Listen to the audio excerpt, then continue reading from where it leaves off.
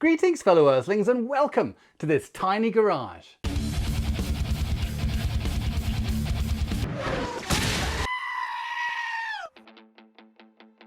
Shockingly, it's finally time to look at the IMS bearing in this Porsche Carrera. Yes, the famous IMS bearing. I think I finally figured out the riddle. Now if you learn anything today, or if you get a bit of a giggle from this video, then please consider subscribing, hit that like button and hit that notification bell. Now let's get on with it. Here's the IMS or intermediate shaft from our engine. And we need to remove this bolt to be able to remove the IMS flange to get to the IMS bearing. Because it's not in the car, there's nothing to hold on to, so I'm using that screwdriver to stop it from turning, and really using that electric socket wrench really helped shock it free. If it was in the car, it would be kind of easier, there would be something to push against, but that did it. And so using the slotted screwdriver there to undo that 13mm bolt. Next step then is to get the flange off.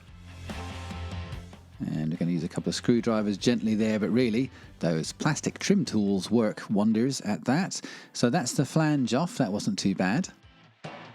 Then with the flange removed, I'm just checking the bearing again there. We know that it rotates smoothly, but now we can tell that also there is no movement laterally, and that, I'm told, is a good sign that the bearing is in great shape.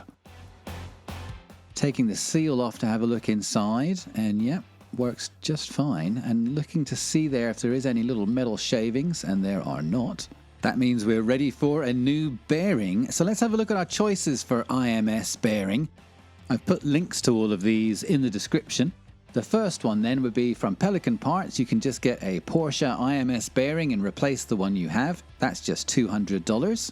The Dual Row IMS bearing is really quite reliable, and that is an option just to put in the original bearing again. If you like the idea of a roller bearing, then European Parts Solutions has one of those for $500. The next one is from a company called Rose Passion. I really know nothing about this particular bearing. Looks interesting though. They seem to have a replacement proboscis for the oil pump end of the IMS as well, and you can have one of those for $750. Next up then is another roller bearing, this time from R&D Engines, and that one is $800. Next up, from Pedro's Garage, we have the first of the DOFs, or direct oil feed style IMS replacement, and that one is also $800. And then another direct oil feed from Toon RS Motorsports, and that one is also $800. And then from LN Engineering, we have a standard bearing upgrade, which is $900. And then LN Engineering, of course, have their IMS Solution, which is their direct oil feed version, and that is $1,900. So which one did I choose? I went with Toon RS Motorsports version. It's a direct oil feed. When I called them, I got to speak to Roberto. Roberto is very knowledgeable and passionate about these cars. He went to the Skip Barber Racing School, and he races his Porsche 996 Carrera. He was able to tell me in great detail all of the different things you can do to these cars to make them more reliable and make them faster. And his advice was not limited to just parts that Toon RS sell. You could tell that he just loves these cars and really wants to help people enjoy them more. Now, if that is not enough to convince you, when it came time for me to actually install this kit, I called them back, and the person I got to speak to was Miguel. And Miguel is Roberto's dad, and Miguel is the one who actually designed this kit and has the patents on all of the different parts, and he was fantastically helpful. I can't stress that enough. It was just obvious that they want me to succeed, and they were prepared to do whatever it took to help me understand what was involved and feel happy about the whole installation process.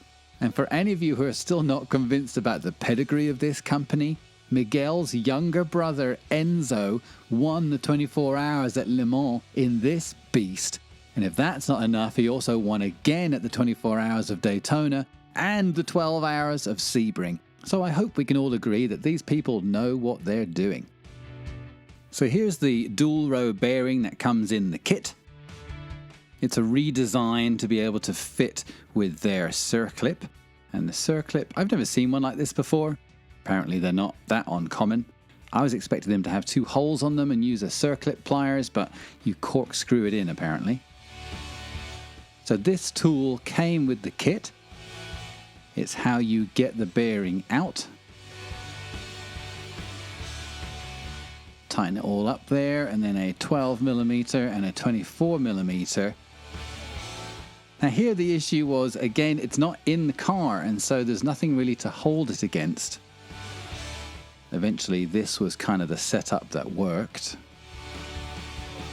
After a few turns you kind of hear a little pop as the original circlip that's in there comes out of its slot. And you just keep turning until the bearing comes out. Then, holy crikey, they did say there would be some oil, but there was a lot of oil in there. I'm going to save that disgusting looking black oil. I have heard that some of this old oil getting heated up repeatedly inside the IMS can be one of the reasons why the grease goes off and the bearings wear out. I don't know how true that is. I decided I would save that, and I'm going to send it off to Blackstone Labs for analysis, and we'll see if there is anything interesting to learn from that sample. Here I'm just stirring up the oil and looking for any glittery, shiny metal pieces that could be a sign that the bearing had begun to wear. And with the naked eye at least, there is nothing there to see, which is good news. Alright, here is the bearing that was in the car. We're going to pop that out of the tool. There it is, that's the little circlip that comes with it. It's just a little piece of wire really. And then using a hammer, you bash out that bearing support shaft. Next I'm going to take the seal off the other side with that hose removal hook. Thank you again, subscriber Thomas Jodzio, for recommending this tool. It's handy for all kinds of jobs. Now looking at it, the bearings themselves seem okay. I'm going to try to get in there if I can. So that piece of metal seems to hold the bearings in place on each side. This is a dual row, so literally we can see there's a row in the front and a row in the back. And I thought they'd all just fall out, but they are in there. So whacking it with a hammer, I whacked it quite a lot. It is solid. I can't get those little buggers out at all. So I'm cleaning them up there to get some of the oil off. And I hope you can see there, they look great. I don't see any wear, no marring at all. Alright, here is the bearing that you get from Toon RS Motorsports. It's a slight different design, a little bit thinner there so that you have space to get it behind that new circlip. There's the bearing support shaft that comes with it. It is much thicker. The idea there is that they put these into race cars and you can get a higher RPM, up to 8,000 RPM, with other parts too, but that bearing support shaft is part of the system to allow you to do that. To install the bearing support shaft from Toon RS, you literally just whack it with it on top of a suitable socket. And then looking inside there, it's like the black hole of Calcutta, not really anything to see. I now know that the intermediate shaft is really a long shot from rocket science. That large sprocket takes power off the crankshaft, then that smaller sprocket goes off to one of the banks to run the camshaft, and then the other sprocket goes off to the other bank. There's 2 banks on this engine, one on each side, and that's all there is to it. So I'm cleaning the inside, might as well. It has all of that really black sludgy oil in there. You can see the gorgeous garage trash can there. So I'm just spraying that brake cleaner in there to break up the oil, swishing it around and getting it out. Here was my plan to try to get the last bit of dirt out of the inside. Paper towel, of course, and then one of these stick-to-yourself bandages. And then ramming that combo down into the intermediate shaft using my borescope gooseneck. Ultimately, I didn't have to mess around with the gooseneck. I just pushed it into the shaft with the end of a wrench, and then by leaving a little tail on it, you just pull it out. And that worked great. The inside is probably way cleaner than it even needs to be. Now moving on to the outside, there is just some light surface rust from this thing not having oil on it for a little while. Using our usual combination now of the spray brake cleaner, the Scotch-Brite pad and the plastic brush and some Kimtech wipes to finish off. Now I know what you're all thinking right now, and you would be right. That is the same Scotch-Brite pad I've been using since the beginning of this project. And let's take a look at our end result here. It ended up looking very nice and is clean enough for its new bearing. Normally, of course, people are going to be doing this with the IMS still in the car. So this is the system I came up with so that I do have something to hammer against without chasing the intermediate shaft all over the place. This is some multi-purpose high temperature grease that I had in the garage. Not really sure why, seems to be good. And then putting a little bit of that onto the new bearing as well to make my life a little easier. Time to put the bearing in using this installation tool that comes with the kit. Whacking the living jeepers out of it there. What I noticed though is it did end up coming to a point where I couldn't get it in any further. You can see there we still can't see the little slot that the circlip is supposed to go into. What I found is that the edge of that tool, it kind of buckled out at the edges, making it too big to fit in that hole, possibly from me hitting it too hard, I'm not sure. I decided to transition to a comically large 30mm socket that I had in the garage. And that did the job, that got it in there the last bit. Finally, now that we can see the slot for the circlip, we know the bearing is far enough in. And this circlip, as far as I know, you just sort of corkscrew it in there. The circlip did seem too big and I had my doubts, but really that was one of the easiest parts of the entire installation. And that's it. These bearings come without a cover on them, and that's how the oil gets in from the direct oil feed.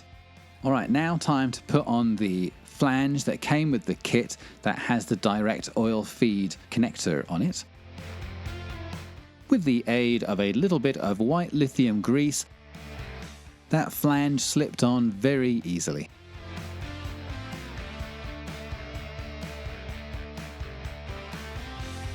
I'm using a 14mm socket there just to tap the flange into place. Then just cleaning up any remaining white lithium grease so it doesn't get onto the threads that we're trying to lock with thread locker. Also cleaning any grease or grit off of the new bolt, which does look plastic, but it is actually metal. The kit comes with this red thread locking goo, which is awesome. The final step is torquing that 15mm nut to 18 foot-pounds. If this IMS was installed in the car, again, that would be much easier, but using those screwdrivers and a few swear words here and there, I was able to get it done. Just for fun here, I do want to test fit the pipe using this little adapter.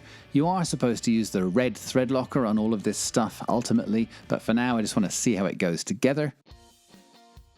Then that pipe goes onto an unused port on the bank one side of the engine that provides both filtered and cooled oil to our new bearing. Woohoo! Finally, our IMS bearing is all sorted, and not only that, we got one of the fancy pants direct oil feed versions, and for that I do want to thank subscribers David Cayley and Ken Cross. Hey guys, thank you very much for telling me about Toon RS Motorsports. The whole experience with them and with this kit was very enjoyable. Now on that note, unfortunately, that's all we have time for this week. Thank you very much for watching. Till next time.